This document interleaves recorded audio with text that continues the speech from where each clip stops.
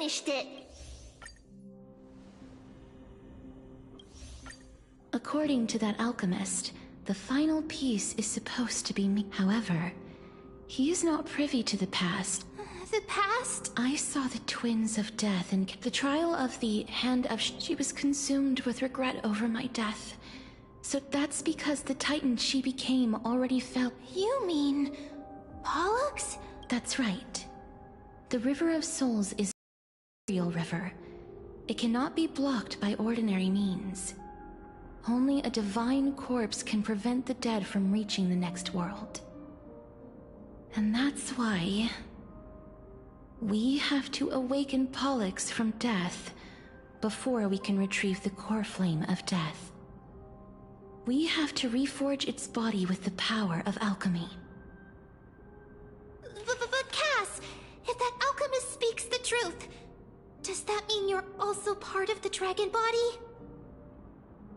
According to those departed spirits, I was indeed born as the dragon's twin. But before we talk about that, have you heard the sighs?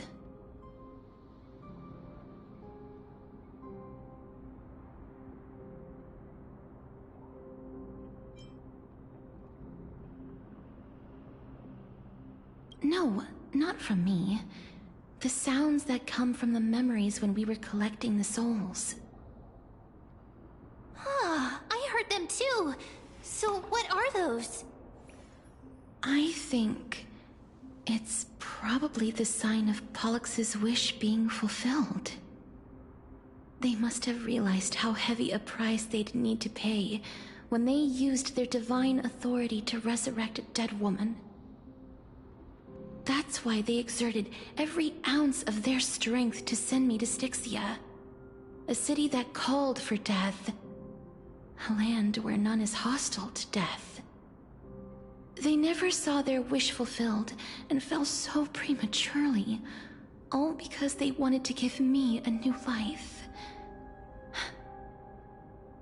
Pollux must really want to know how their sister has been after giving their all to save her.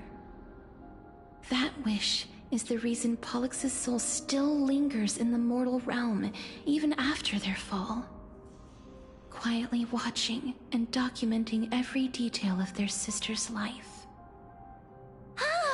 So instead of picking up objects on the way here... We were instead showing things to a strand of yearning that lingers here. Now, we must weave these yearnings together and restore them into Pollux's complete soul. But all of this is just a hypothesis, right? What if we go through with the ritual and it turns out totally different? That's fine. As Professor Anaxa often reminds us, such is the nature of alchemy. The true outcome can only be known once the process is complete. This is why alchemy is also known as the miracle of creation. Now, the puzzle of Pollux's yearnings is nearly complete, with only one final piece remaining. I shall reveal what they have been yearning to know in the alchemical matrix. I've already drawn a picture of my entire life. Hands.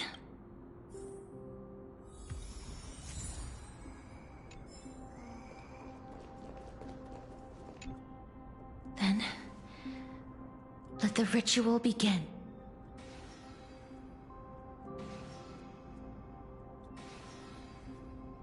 And now, the objective is complete. That is all. Such is what Professor Anaxa always says after preparing for an alchemical ritual. And now, Pollux, I shall lift you from the River of Souls and reforge your soul. Perhaps you will be disturbed by this, and your body may become horrifying to behold. But if even the slightest trace of your soul remains, the soul that once ferried me to this side of the shore, then please, look at me. I wish to thank you in person. I have obtained everything you sacrificed your divinity for. Lady Almanette, Did she recognize you? Oh, she must be the first soul we can communicate with here, right? I'm afraid she is just another spirit trapped here, like the rest of them. The only difference is that I was there when you're already at the resting place of the dead. The world of the dead? But how? I understand that you chose to remain silent about the story to protect Casterus, the girl who coexists with death. But you no longer need to hide that story. I can assure you that you have protected that girl's life well. Oh. Well, in that case, let me begin. Styxia, the pearl of the ocean, plagued by unwarranted calamity and ravaged by death in the fairy tale. It was the first city-state to shift their faith towards death, even before Idonia did. From where you stand now, I suppose that's a bit hard to believe. Right? Indeed.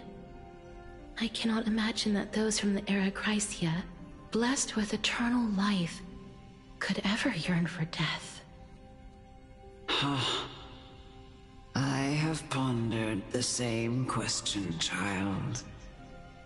But I am afraid there is no clear answer to it. Journeys and epics are only glorious and magnificent because all things eventually fade to dust.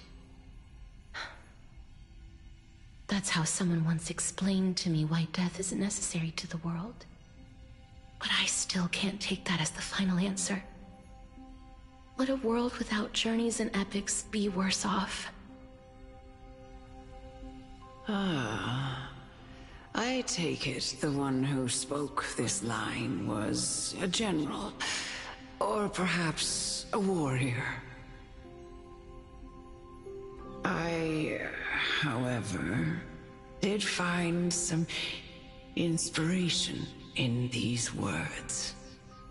Would you like to hear my thoughts, Casterus? Please enlighten me, Lady Amunet. Though I have already made up my mind on how to handle the authority and core flame of death. Your words might truly guide me toward the path forward. You and I are neither warriors nor generals. Therefore, journeys and epics cannot truly resonate with us. But what if I reframe it like this? What if love is not a trait bestowed upon mortals by Nestia, but a blessing from death? Love. No one ever invented the word cherish in the era when life was eternal. For all the good things in the world can be revisited endlessly, and every bond formed carried no risk of being severed. The so-called Era Chrysia was an age devoid of both virtue and sin. People did not truly live. They simply... Perhaps the people of Styxia chose to embrace death not out of fascination with its cruel and fearsome side, but instead became fixated and obsessed with the impulses and desires tied to a finite existence. Therefore, death is not a thing of fear and desperation, but... That's right, Casterus. It is the reason we shed tears when parting ways, and also the original spark that ignited the passion of mortals. If you truly intend to deprive the world of death, then be prepared to witness it return to a state of stagnation. I understand, Lady Amunet. Our limited lifespan shapes all that we know and love. Not even the Death Titan has the right to take that away from humankind again. Nestia's love was the chrysalis of Gold's first blessing, but it most likely wasn't understood by mankind. We only learned to interpret this wonderful gift after Thanatos' arrival. If the world was bereft of death, then the Queen of Styxia wouldn't have played midwife in delivering me into this world. You wouldn't have welcomed me into Idonia, and Aglaya would never have invited me to join the Flame Chase journey. None of these stories would ever have happened, and I would never have lived, let alone found happiness. Thank you, Mother. I will use all the love I've experienced in this long life to complete the final miracle. My teacher, Anaxagoras, grant me the wisdom of all things. I call upon thee, the stripped dead dragon's corpse.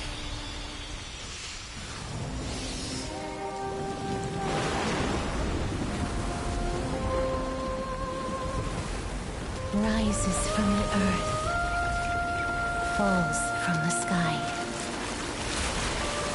As above, so below. This is the greatest power of all powers. Unstoppable in this world.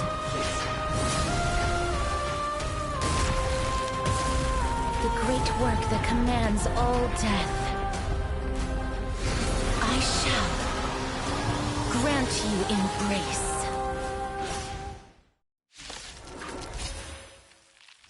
Eternal melody.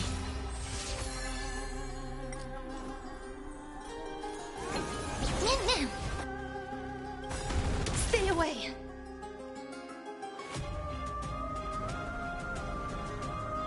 Every petal and all will be swept away by the wind.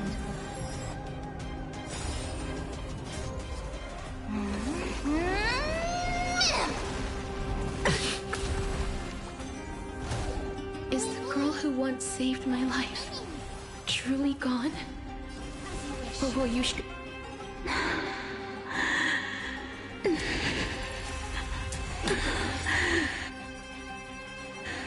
And I know you're anxious. Shh. Don't be afraid.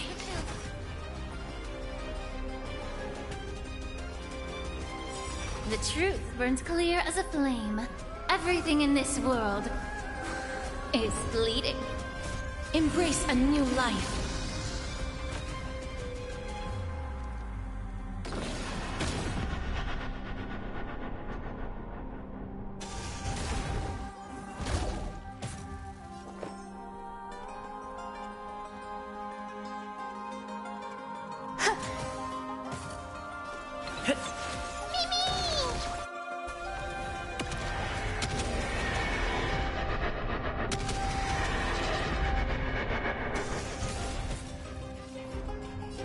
Your body and mind. Return to dust.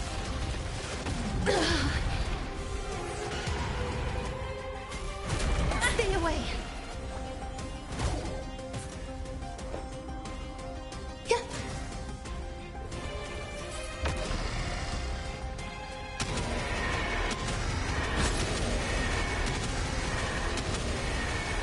May death protect us.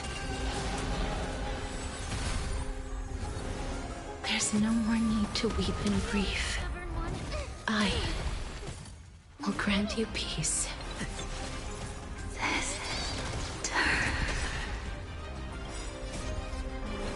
Yes, it's me.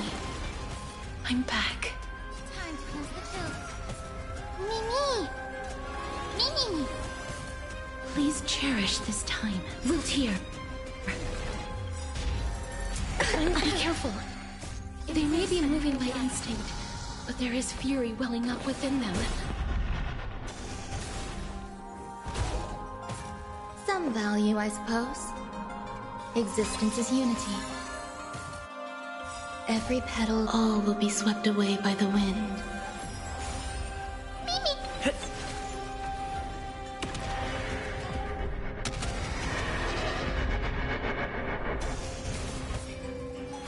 Be of your body and mind. Mimi! Life is not so fragile. Darkness with me. The truth, everything in this world is bleeding.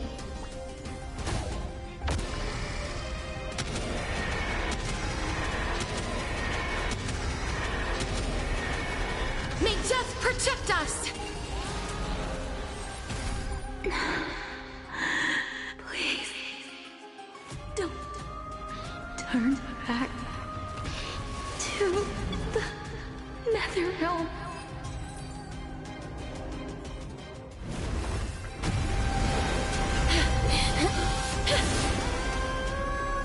Oh, death.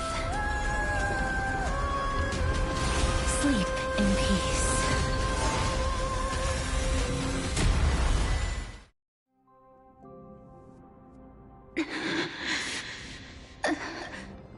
I'm sorry I have to wake you up from ancient death. And I know you're anxious. Shh. Don't be afraid.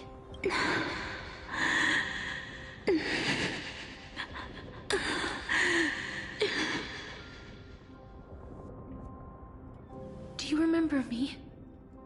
I'm the girl you once carried across the Sea of Souls. I'm sorry I wasn't able to remember you, but with the help of many people, I was finally able to pick up these broken fragments of my past. I'm back, Pollux.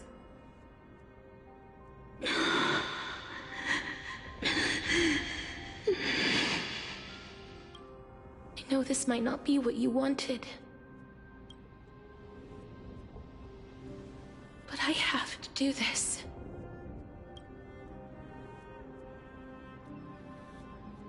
So please, carry me across the Sea of Souls again and return me to the Netherrealm, just like you did in the past. Please take me to where the core flame of death rests.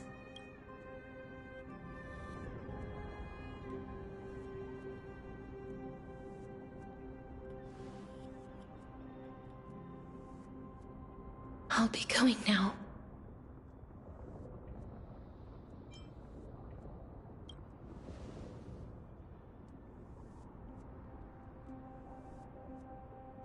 They may look scary, but as long...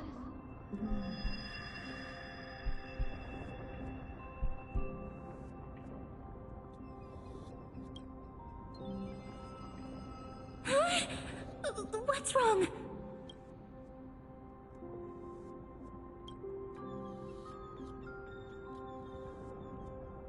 Are you... What's wrong with him? His time is almost up. If I don't go now, I'm afraid his soul will return to Thanatos' embrace before me. What? Oh no! Is there anything we can do? Don't worry. I promised I would ask Thanatos for the Trailblazers' right to roam the Earth again. Mem, stay here and keep a close watch until I return, all right? Alright. I'm the best at taking care of others. Go on, Cass. Make sure not to leave yourself with any regrets.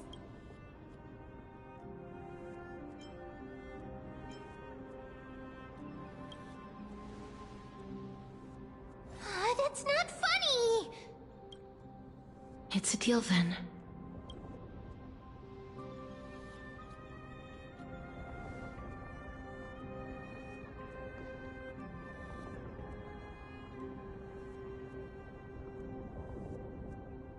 Please.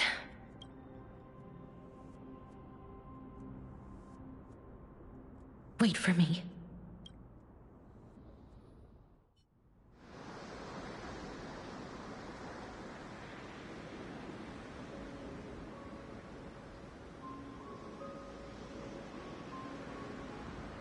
After all that, you still ended up back here.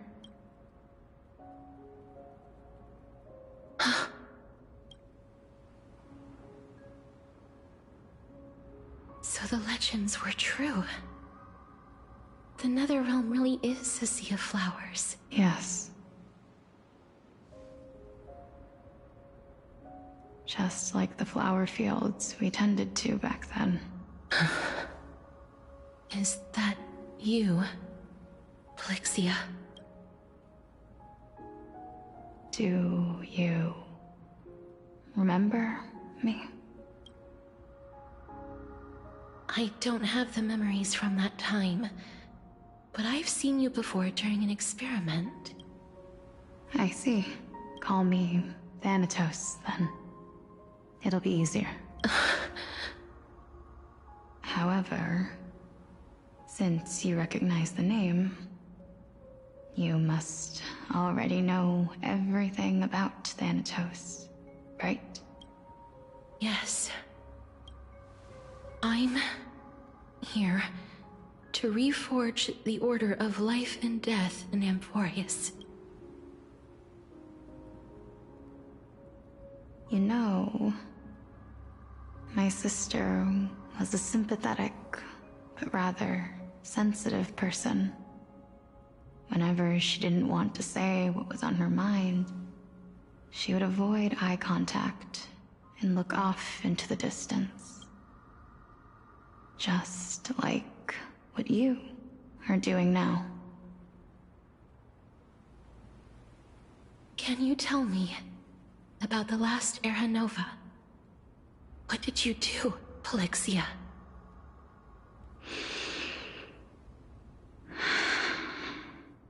Where should I begin? I suppose we can start from the beginning. A long, long time ago, there were a pair of like-minded twins. As foretold in the prophecy, they were chosen to be successors to the god of death. But fate was cruel. The price of attaining divinity was to take the life of a family member with our own hands. That trial was indeed... That my sister voluntarily gave up her own life, so that I could ascend as the demigod of death. But I couldn't accept that. Why did we have to kill each other for a future she'd never see herself? That's not fair.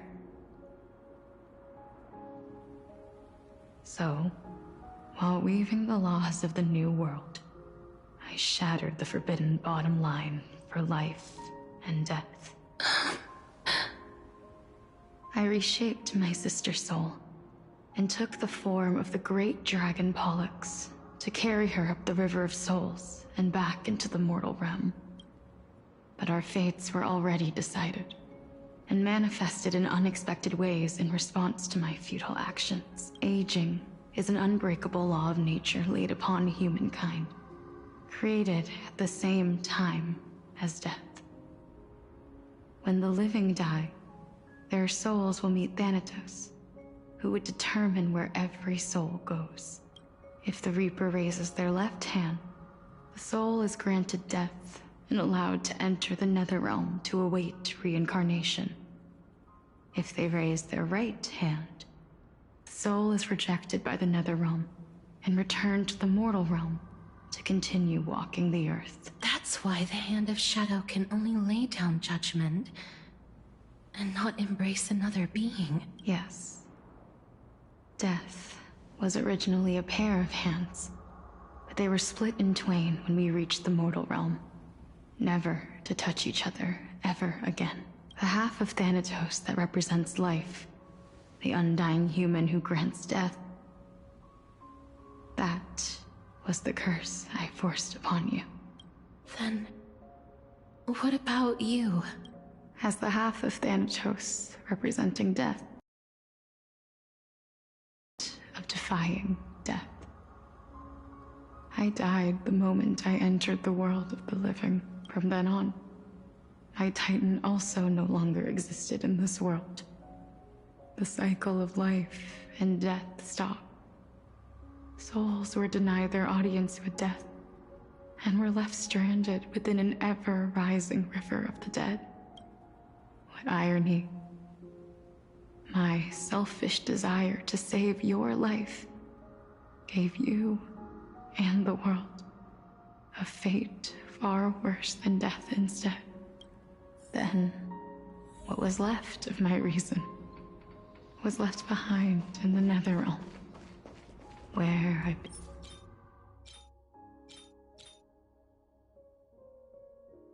been taking care of these flowers day after day, until there is now a sea of them, all while mulling over the subject of life, death, parting, and enduring an endless loneliness.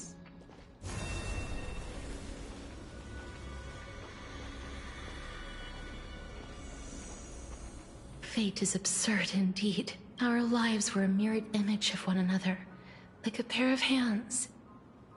Even so, we arrived at the same destination. We walked different paths, yet experienced the same pain.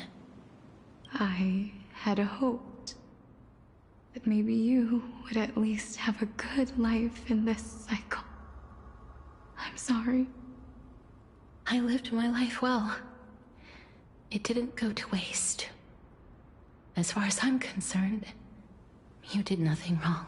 Even though I forced the authority of granting death to humanity upon you, a total stranger. Too many responsibilities were forced upon me in the course of this long journey. I was once lost, even upset. But I realized recently that if it weren't for your blessing, I wouldn't have understood the source of these emotions, nor would I have realized my purpose. I wouldn't have made it here to reunite with my missing half. And we wouldn't be discussing our past while sharing the same view of this landscape. I wouldn't have our blooms on dead land, because we sowed it with the seeds of our separation and watered it with our tears of loneliness. Yes, the only thing death is allowed to create are flowers that bloom from blood and tears. That's why Thanatos cannot create living beings at will. Nor can the Hand of Shadow determine a person's remaining days, because the life and death of mortals should never be dictated by another's will. Are you saying there's no point in Thanatos' existence? No. No single being can bear the scales of life and death on their own. Not even a god. Life and death weigh equally heavy. We both know that now, don't we? You, too, must have had a difficult life. We've taken quite the ridiculous journey together, haven't we? I had a feeling, even back then, that we would meet again one day. Not to embrace one another after a long separation, but to come in search of retribution. Tell me the answer that's already been written, and let us draw this seemingly endless fate to a close. It's been far too long. I've waited here for centuries, watching day after day as desperate spirits are denied by this lonely wasteland. I always hoped I would see you among them, but I was also afraid of seeing you. I didn't know how I could possibly face you again, but More than anything, I was afraid that you might have forgotten all about me. I know. But don't you see, Polixia? I made it back anyway. You don't have to shoulder death's authority on your own anymore. It was always meant to be held in two hands anyway. So, let's give our core flame to him, and have him take it back to the mortal realm. Give humanity back their cycle of life and death. Our responsibility as Thanatos was never about picking out favorite souls. We were only meant to watch over life. Let's tend the field together, and create a warm sea of flowers for all the souls to come. What do you think, Polixia? Yes, just one last step. You shall wither, and through that, the dead will sprout again from the remains, and be reborn with the dead flame, destined for only one person to wield. As the Chrysos heir of death, as their demigod, as a titan, our fated moment has arrived once again. Just like before. Yes, just like before, but unlike that time, the ones undergoing the trial this time are prepared. You've made up your mind? Yes, as dictated by fate. But I won't be afraid. As long as you're here with me, complete your trial in this life. Grant me the embrace of death, and light the spark of life ablaze. You've been tempered by life and death. I know you'll be able to give this wasteland its first breath of life, like a raven butterfly, flying swiftly into the netherrealm, perching on the twig of death. I will. After this, I will remain permanently in the netherrealm. The River of Souls shall return here and rain down from the sky, scattering souls across the earth. The cycle of life and death will flow once again. The sea of flowers you sowed shall bear countless joyous or sorrowful souls, and bloom evermore.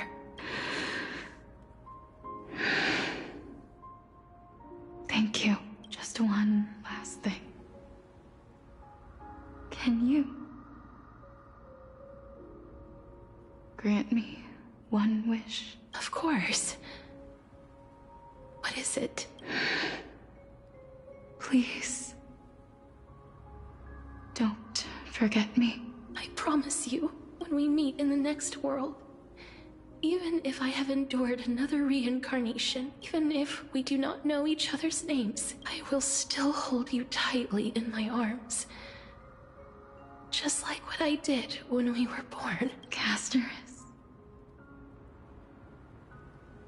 Casterus, you're as beautiful as a fleeting butterfly.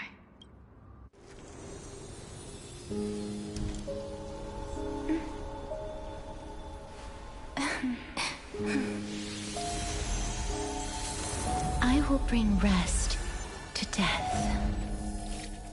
And from now on, stagnant life will once again flow.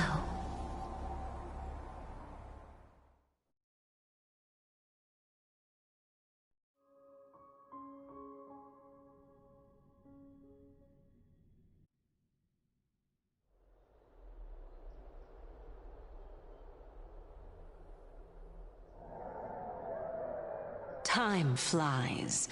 In the blink of an eye, the 15th entry hour is already at hand. When this farce is over, your soul will be placed on the scales of life and death. Are you ready? No need to ask so many times.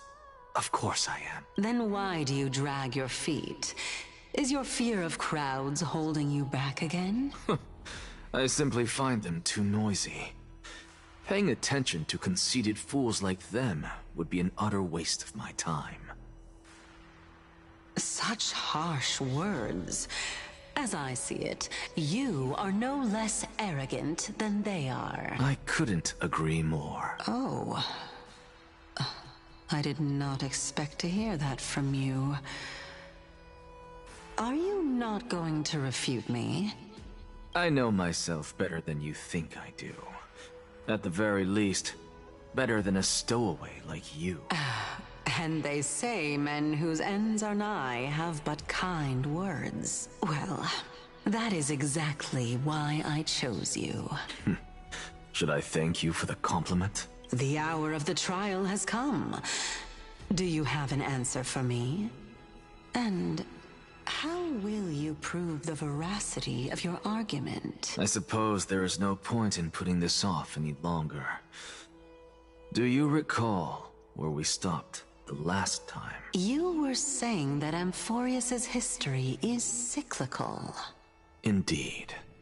The demigods that bear the core flames eventually become the new titans at the world's end. Remember what happened on the Holy Mountain?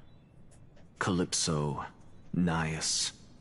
As their destined ends approached, one by one they left this world, leaving only the twins, who are fated to succeed death. Unfortunately, while their journey is consistent with ours, you and Calypso, as well as Nikodor and Naias, act as supporting evidence.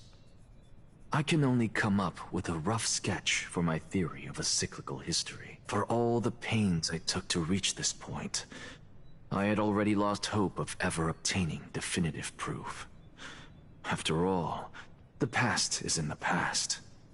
Proving that we are the legacies of heroes of the past is a hopeless endeavor. That is, until I met a girl named Polixia and her sister. If Castorus was truly sent from the past to the present for the Titan's self-serving reasons, then having lived through 2 cycles, and with Styxia as the pivot, she will no doubt be the link to connect all of this together. If the Twins of Death can bridge 2 cycles to reunite at the shores of the Sea of Souls, then my hypothesis will no longer be just a hypothesis. And you too will get the answer to your question. Well, that is all well and good, but how can you be so sure?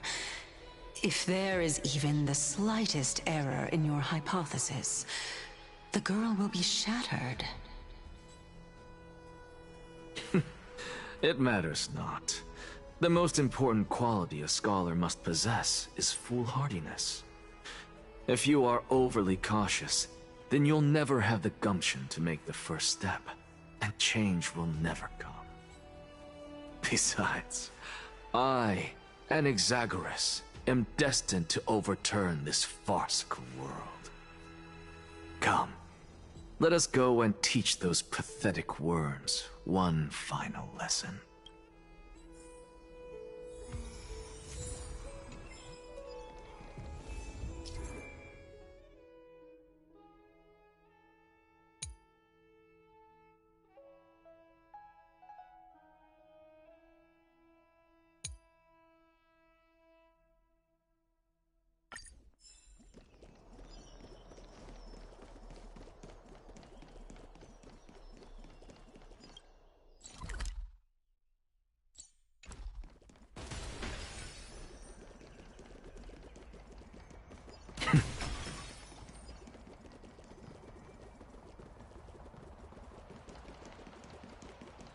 Fine.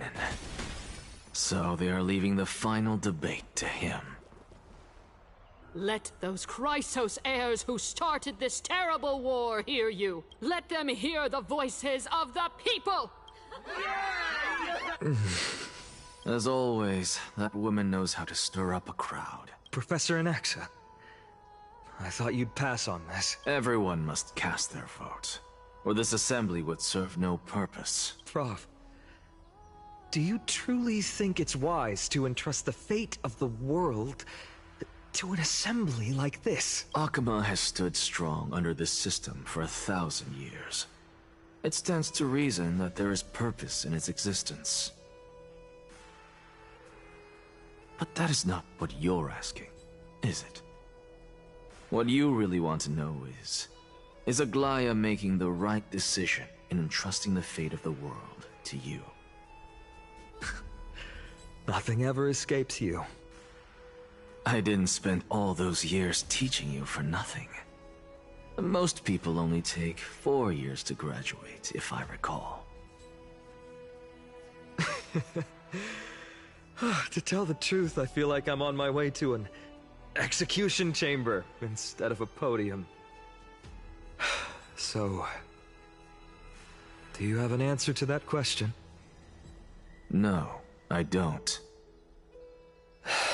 I thought so. Because that question is not yours to ask in the first place. Is Aglaya entrusting the world to you the right decision? Don't make me laugh. That is a question that woman must answer herself. Why are you fretting about this on her behalf? Or have you been seeing yourself as her pawn all this time? Listen up. I'll say this only once. Flip your perspective around and ask yourself this instead. What should I do to ensure that the world doesn't stray from the correct path? That is what you should be thinking about. You still have time, so give it some thought. Oh, and don't bother telling me the answer. Tell it to those begging for salvation from the gods. Got it. Thank you, Professor Anaxa. That's Anaxagoras to you. Who will you be voting for? That'll depend on how well you perform. May Circe safeguard your thoughts.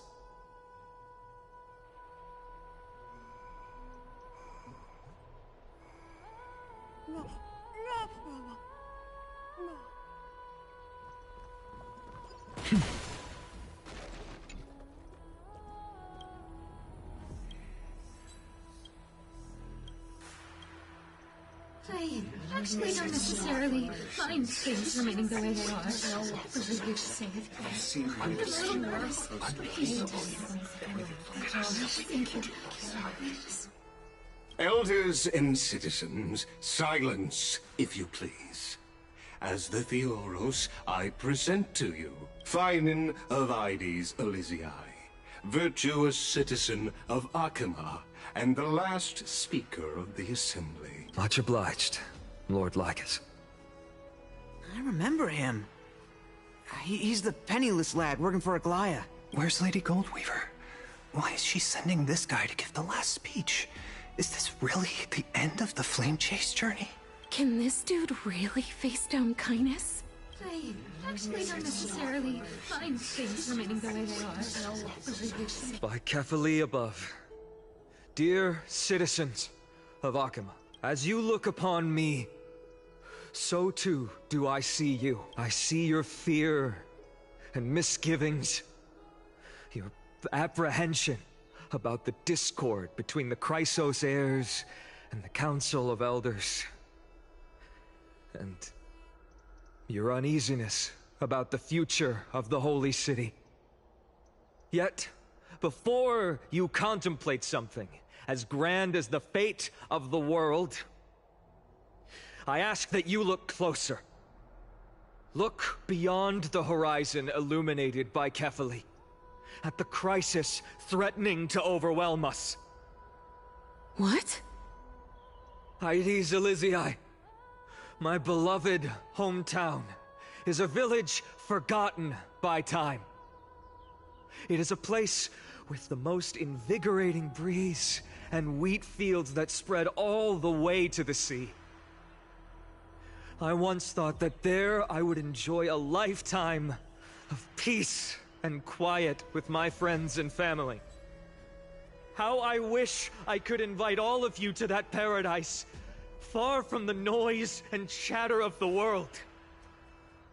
Alas, I can't, because she and all that she nurtured, all that I loved, they have long been devoured by the black tide. My beloved home is no more. I will never forget the day the black tide struck. My father, Hieronymus, fought with a broken sword to his last breath to protect his child. My mother, Aldada, she was ripped apart by monsters. Also, I might live to stand before you here and now. Galba, he was a hunter. But in the end, those arms that once drew a bow instead embraced Piso, his beloved son, as they both breathed their last. Pythias, the teacher, risked her life to save her students, but a burning beam fell on her, crushing her. And what of Livia, her daughter? Did she make it out alive? No, she didn't. Livia, Piso, and so many other children. My childhood friends. They were all swallowed by the black tide and turned into monsters. They kept saying the same thing over and over. Even up until the final moment, I finally steeled my heart and granted them eternal peace with my sword. Why, Finan? Aren't we the best of friends? That is the black tide. A looming threat that can bring Akuma to its knees any time. Kindness may have promised that with the 3 Titans of Calamity gone, Akuma will return to an era Chrysia once more, but much as it pains me, I must disappoint you. While the demigod of strife has done everything in his power to hold them back, they are still coming. By now, the name of that black-robed swordmaster, the Flame Reaper, has likely echoed throughout the city already. The roaring thunder is a message from the strife demigod. The Flame Reaper has risen from death, and they hunger for the core flames of the gods.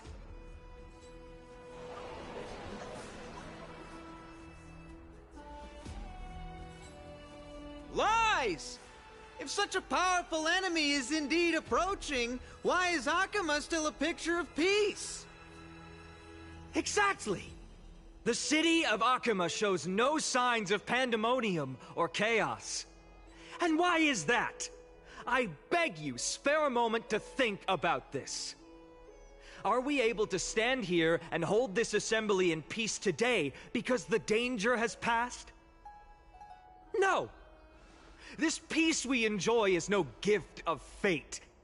We are able to stand here today only because the Chrysos heirs have stepped up and shielded Akuma from calamity. With her golden threads, Aglaya has preserved and continues to preserve these idyllic days that all of you hold dear. The Council of Elders claims that Aglaya will one day forsake the people because her divinity is eroding her body and soul. But ask yourselves this. Rather than offering her aid and support, why do they choose to watch and push Akuma away from the Flame Chase journey? The answer that no one can bring themselves to speak of.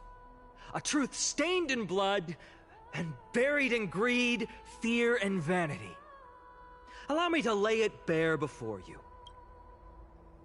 It is because the Council of Elders, which bears Akuma's history and honor, along with this citizens' assembly we once took so much pride in, are now infested with vermin.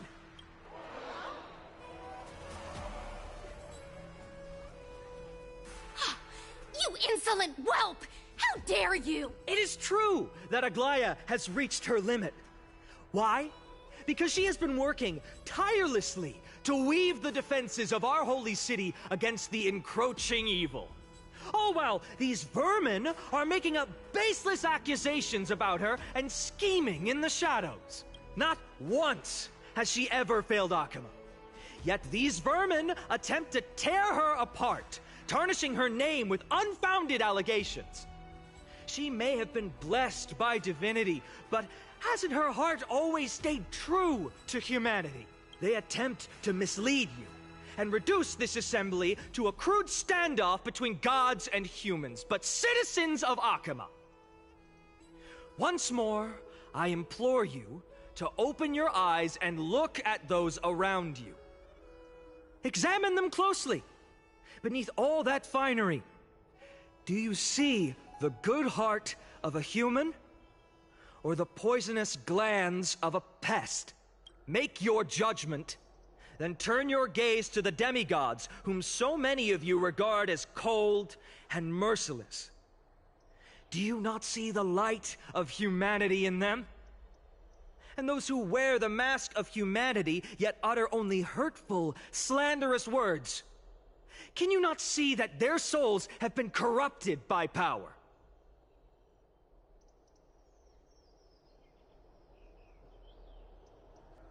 No matter what your answer is, and no matter who lives to upholding your decision. And this vow will stay true until the end of our days, where it will be passed on to future flame chasers. Our proceedings are almost have to end. So,